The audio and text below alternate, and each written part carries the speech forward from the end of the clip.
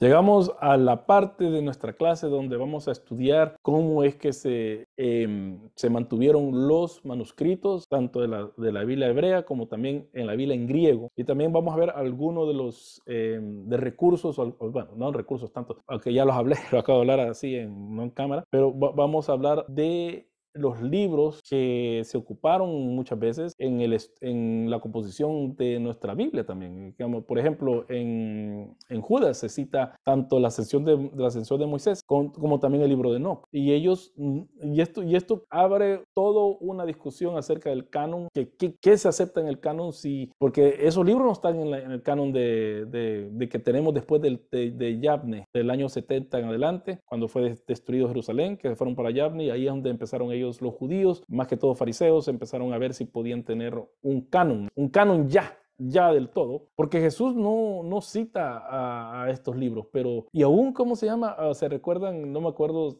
ahorita cuál es la cita, pero cuando dice Pablo que y Janes y Jambres, bueno, Flavio Josefo también habla de eso, Janes y Jambres, le da nombre a los dos, a los dos magos que están peleando con Moisés. O sea, dos magos, yo no sé cuántos fueron, pero en las películas saben que fueron dos. Aún en la película, El Príncipe de Egipto, que es la mejor película hecha al respecto, ahí salen dos. Y no le ponen Janes y Jambres, les dicen otros nombres. Y esta vez vamos a ver la literatura del judaísmo helenístico y vamos a también ver la literatura también hebrea. Entonces, ¿por qué la lectura del helenístico? ¿Por qué es importante esto?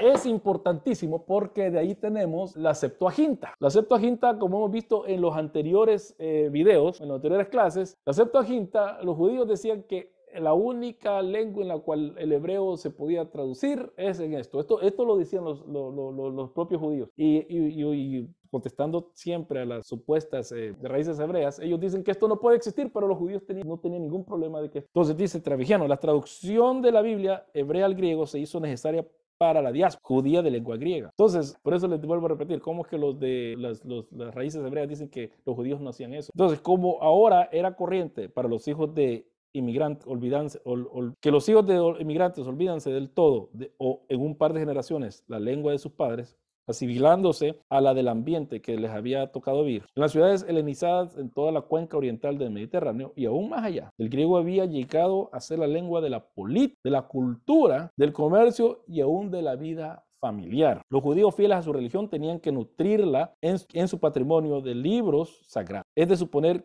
que judíos bilingües se harían a cargo primero de una doble lectura sinagogal. Lo mismo había ocurrido en Palestina, al haber quedado desplazado como lengua vernacular el hebreo por el arameo. Y ahí está la cosa de que ya para la deportación, cuando regresan, ya no hablaban hebreo, ya hablaban arameo. Pero el parentesco entre ambas lenguas semitas facilitaba el dominio de las dos, de modo que no debían escasear los intérpretes en ciudades y poblados. Y aquellos que hablan dos lenguas, ustedes que están en Sudamérica, aquellos que están en Sudamérica, ¿les cuesta hablar a ustedes en brasileño, le iba a decir, en portugués? ¿Alguno de ustedes ha tratado de hablar en portugués con alguien? Yo he hablado con personas en portugués, ellos hablan en portugués y yo en español y nos entendemos. Y aún con italianos, cuando yo era el que tenía que vender cosas en Cash Convera, yo trabajaba, llegaban italianos y yo hablaba en español y ellos en italianos y nos entendíamos, tratábamos, ya francés ya. Pero lo mío pasaba con el hebreo y el arameo. No era fácil que ocurriese lo mismo entre los judíos ya muy internados en el mundo de la lengua griega. Por eso, tras una primera etapa de traducciones orales sobre la marcha, se debió sentir la necesidad de leer un texto griego y de dejar totalmente de lado los textos hebreos y dejar totalmente de lado los textos hebreos. En el siglo III, como probablemente no se hacía lectura continua de la Torá, debieron bastar algunas traducciones legales. O sea que ya ellos ya no podían leer hebreo, entonces tenían que leer en griego. Pero fue en Alejandría donde se tradujo primero el Pentateuco y bastante más tarde, gradualmente, los demás libros. Al parecer la traducción, y fíjense, oigan, igualmente como nosotros los cristianos, ¿qué es lo primero que se traduce? ¿Quién me puede decir en la clase aquí? ¿Quién es lo primero que se traduce cuando traducen una nueva versión, ¿qué es lo primero que se traduce? A ver, ¿alguien puede decir? Nadie. ¿Qué es lo primero que se traduce cuando se dice se va a hacer una nueva versión? Por ejemplo, la nueva versión internacional, ¿qué es lo primero que se publicó? No se publicó toda la Biblia. ¿El Nuevo Testamento? No, pero el Nuevo Testamento, ¿qué es lo primero que se tradujo? ¿Quién se recuerda? ¿Qué es lo primero que se traduce el Nuevo Testamento cuando se va a traducir a una nueva lengua? No es Romanos. Para aquellos que son bien ¿cómo se llama? Les gusta son bien reformados. Son los evangelios. Juan, el Evangelio de Juan. El Evangelio de Juan o el Evangelio de Marcos. Pero son los evangelios los primeros que... Igualmente los judíos, lo primero que traducen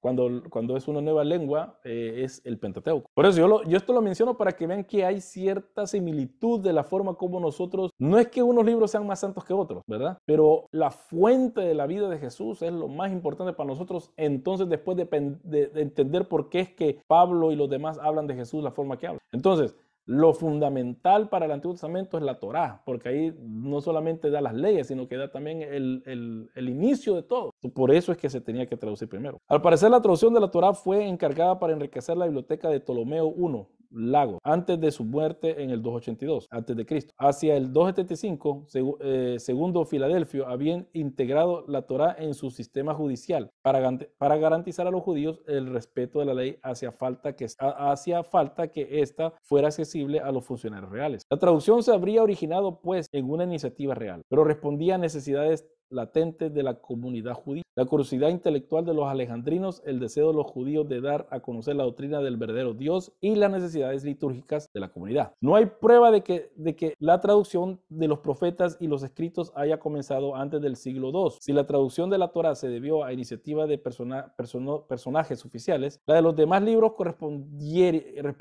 correspondería al interés de particulares, por responder a las necesidades éticas y religiosas de la judía, helenófana. En el caso de Eclesiástico, es probable que en el caso de los profetas haya que contar con una versión semioficial por encargo de las autoridades judías de Alejandría, al menos en lo que atañe a los pasajes que se leían como Haparot, después de una sección de la ley. Los judíos también tenían su leccionario, como nosotros, y es lo que Justo González en la entrevista hoy mencionó, de que a él le tocaba predicar tal día, tal cosa. ¿Por qué? Porque aquellos que seguimos el leccionario, sabemos que tenemos que predicar lo que el leccionario nos dice, tal día, tal día, tal día, tenemos que ir siguiendo esa secuencia, ¿verdad? Entonces, el carácter de la traducción refleja la variedad de traductores, criterios y tiempo, juntos a versiones literalmente serviles al texto hebreo. Hay otras que son muy libres, versiones como los Targumín arameos de Palestina, que hablamos de ellos y que vamos a mencionar de vuelta, tienen ya mucho de interpretación aclaratoria o de subrayado teológico y algo de comentario, aunque hay una diferencia fundamental. Los judíos alejandrinos consideran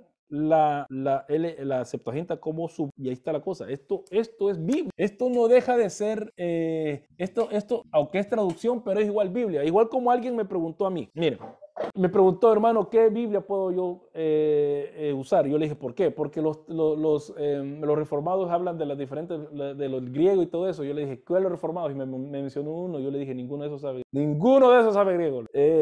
Porque yo sé que no sabe griego. Primero, y lo que están diciendo está equivocado. Entonces yo lo que le dije, le mostré Bible Gateway. Mira que hay un número de Biblias y este número de Biblias dicen cosas diferentes. Y al pie del Bible Gateway y también de la Biblia de nosotros, dice las diferentes lecturas que hay. Entonces a la hora me escribió vuelta, hermano, gracias porque me dio esto. Y yo le dije, sí, porque es que muchos de los reformados no saben griego, simple y sencillamente no saben griego. Pero ellos quieren apantallar, ¿por qué? Porque lo que ellos leen o sus maestros han leído otras cosas, ¿verdad? Entonces uno tiene que ser bien cuidadoso de lo que está, de lo que está citando. Y yo les voy a decir esto, lo que está aquí en Génesis. Vámonos a Génesis. Vámonos a Génesis 38. Aquí está.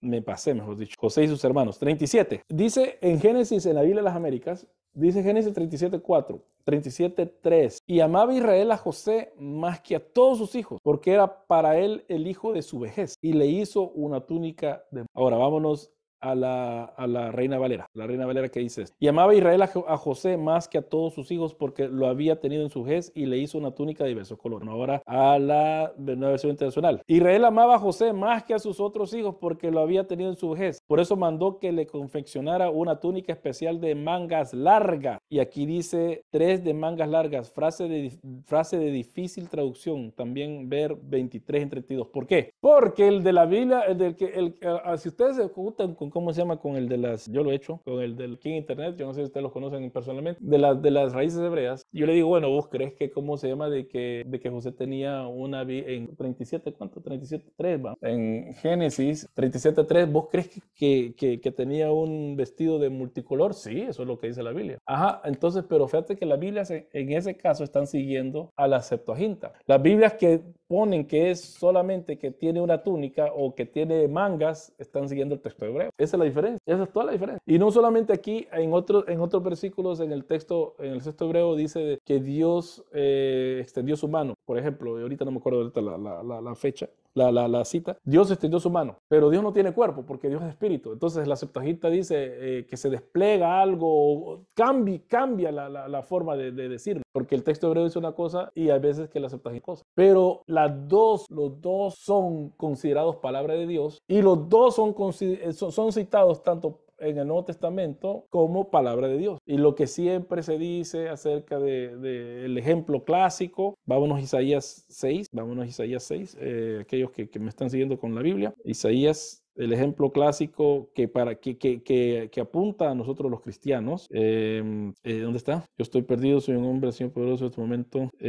¿Cómo se llama? No entiendan. ¿9? Ah, no, es el 9, ¿qué sé? ¿Alguien me puede decir? A donde dice aquí, dará luz, la Virgen dará luz, o la joven dará luz. Aquí está. Emanuel. Y se acuerda que se va a llamar Emanuel. Aquí está. Isaías, no lo tiene aquí, no lo dice.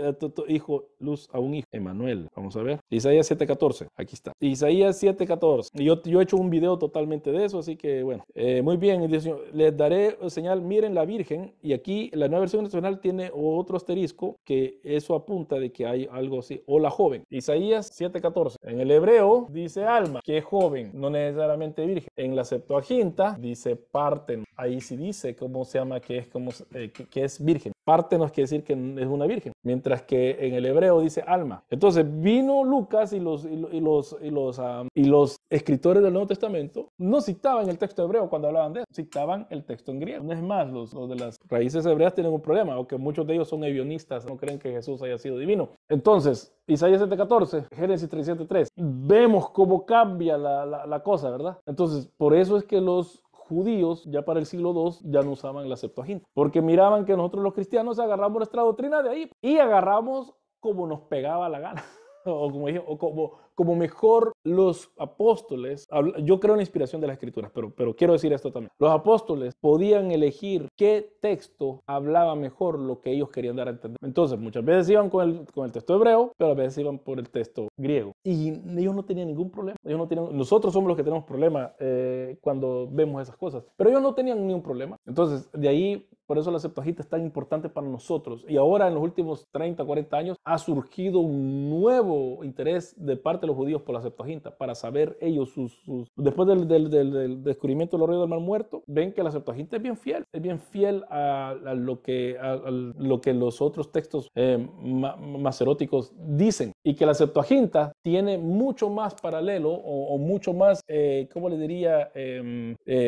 Mucho más, concuerda mucho más con los ríos del Mar Muerto, que son cerca de 8 a 10 siglos anteriores al texto masorético, porque la Septuaginta usualmente viene hay textos del siglo 3, 4 de la Septuaginta, pero los ríos de los muertos sabemos que son del siglo I antes de Cristo o al siglo II o al siglo I después de Cristo, antes del 70, porque después del 70 ellos murieron y todo eso. Entonces, la Septuaginta tiene más paralelos con los ríos de los muertos y estos dos discrepan con el texto masorético. Entonces, nosotros tenemos que entender todo eso. Esto ya no tiene nada que ver con, bueno, pero yo lo que le estoy tratando de enseñar o explicar es de que por qué es que nosotros los cristianos usamos lo que usamos, ¿verdad? Y cuando uno está, y les voy a dar un último ejemplo antes de seguir,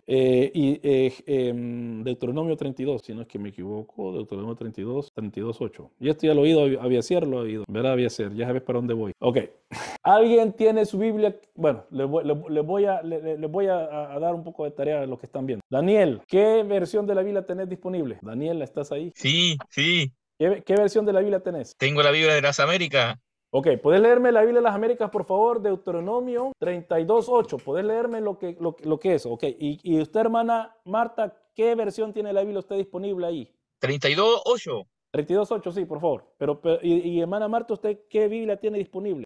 Si es que aún están despiertos, porque yo sé que esta noche ya. Hermana Marta, si no puede usted, le voy a preguntar a otro.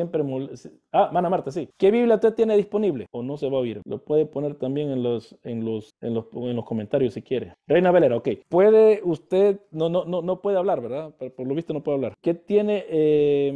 Que es que lo que yo quiero que lo lean. Disculpe, hermana, entonces, está mal el micrófono, ok. Luis, Antonio, ¿qué Biblia tenés? ¿Qué Biblia tenés vos disponible? Hola, yo tengo la Biblia de Jerusalén. Ah, ok, léeme esa también. Ok, entonces, y quiero una más. ¿Alguien tiene disponible ¿cómo se llama la Reina Valera? Yo lo busco ahora, yo lo consigo. Ok, Avieser, vos lees 32.8 en Reina Valera. Luis, lee la Jerusalén. Y Daniel, podemos comenzar con vos leyendo en la Biblia de las Américas 32.8, por favor. ¿Qué dice 32.8 en la Biblia de las Américas? Ya, leo ya a través de la Biblia de las Américas. Ya, no es la nueva, sino que la antigua Biblia de las Sí, Américas. está bien. Deuteronomio 38 dice, cuando el Altísimo dio a las naciones su herencia, cuando separó los hijos del hombre, fijó los límites de los pueblos según el número de los hijos de Israel. Ok, esa lectura es el texto masorético. Ok. Luis Antonio, ¿puedes leer la Nueva Jerusalén, por favor? Deuteronomio 32.8. Cuando el Altísimo repartió las naciones, cuando distribuyó a los hijos de Adán, fijó la frontera de los pueblos según el número de los hijos de Dios. Ajá, los hijos de Dios. Miren, ahí ya cambió, los hijos de Dios. Aquí en el hebreo dice Israel, y aquí ya Dios, ya es otra cosa. Y Abieser, por favor. Dice, cuando el Altísimo hizo heredar a las naciones, cuando hizo dividir a los hijos de los hombres, estableció los límites de los pueblos según el número de los hijos de Israel. Hijos de Israel, una vez más. Sigue el mismo texto masorético masorético del... Gracias. Ahora, yo les voy a leer la nueva versión internacional, que yo creo que esta es la nueva versión internacional. ¿Cuál es que estoy leyendo? NTV dice, quiero ver cuál es la que estoy leyendo. Sí, nueva versión internacional. Bueno, ok. Dice... NTV es nueva traducción. Sí, porque NTV, exacto. No, nueva traducción viviente, eso es lo que estoy, exacto. Gracias, porque es que esta nueva aplicación que tengo, 32.8, cuando el Altísimo, no es la nueva aplicación, es la T-Carta, pero la cambiaron todas la semana pasada. La nueva traducción viviente dice, cuando el Altísimo asignó territorios a las naciones, cuando dividió la raza humana, fijó los límites de los pueblos, según el número de su corte celestial. Y aquí da una nota, un asterisco, vamos a ponerlo, pone un asterisco abajo y dice, así aparece en los rollos del Mar Muerto, que dicen el número de los hijos de Dios, y la versión griega que dice el número de los ángeles de Dios. El texto masorético dice el número de los hijos de Dios. Ven la necesidad de estar al tanto, no de saber el griego, no de saber el hebreo, sino de estar al tanto de las diferentes formas, y nos llega a diferentes formas de de hacer teología. Porque después de esto, entonces ya entendemos por qué Daniel en su libro, y no Daniel Betacur, Daniel el profeta, Daniel dice, el príncipe de Persia me detuvo, y habla de los, ¿cómo se llama? De ángeles o poderes territoriales. Y aquí dijo, fijó los límites de los pueblos según el número de su corte celestial, ¿verdad? Y aquí de vuelta quiero abrir el asterisco aquí. Ya no piensa que quiero hacer otra cosa. Pero lo que leímos es de que ¿cómo se llama? En los rollos del Mar Muerto dice una cosa, la Septuaginta dice otra cosa. Quiero ver, eso es lo que no me gusta de esto. Okay. Así aparece en los rollos del Mar Muerto, que dice el número de los hijos de Dios, y en la versión griega dice el número de los ángeles de Dios. Hijos dice en los rollos del Mar Muerto, y en la LXX dice ángeles. Y en el texto masorético que dice hijo de los hombres o hijo de Israel. Miren cómo cambia la doctrina, va a cambiar si tenemos diferentes cosas. Y entonces el Salmo 82 y el Salmo 89 agarra otro entendimiento cuando leemos bajo esta forma de leer la Biblia. El Salmo 82 dice, ¿qué dice? Vamos a ver, vámonos al Salmo 82, 1, que dice, Dios preside en las cortes de los cielos, pronuncia juicio en medio de los seres celestiales, hijos de Dios, ángeles. Entonces Dios Dios les dio a ellos, y eso lo dice Heiser, así que lo estoy repitiendo yo también, pero esto ya se las había de antes. Dios está en una corte y está diciéndole, bueno, a ustedes les di que hicieran juicio, pero van a morir como hombres porque no han hecho buen juicio. Porque yo dividí las naciones conforme, y aquí está el problema de que estos hijos de Dios, estos seres celestiales, en vez de darle la gloria a Dios, que Él es el único, el Altísimo, el Eliyón, ellos hicieron que la gente los adorara a ellos. Y ahí es donde se entiende. Todo esto cambia el modo de pensar. Porque ya cuando ya venían, ya cuando el texto masorético se hizo ya en el siglo 8 y 10, ya los judíos ya no pensaban así. Ya el texto cambió el texto. Y esto como dijo alguien ahí, por los inerrantes se mueren, ¿va? Ya el texto cambió, ya no refleja lo sobrenatural o lo cósmico, ya no refleja eso, que es lo que el judaísmo decía, y el apóstol Pablo ya refleja otra cosa. No, eso ya no existe, porque aún Maumenides, él decía que no había ni ellos no habían seres celestiales. Entonces, todo esto quedó en el olvido. Por eso es importante saber la literatura judía, helenística y también hebrea, en el caso de los reyes del Mar Muerto,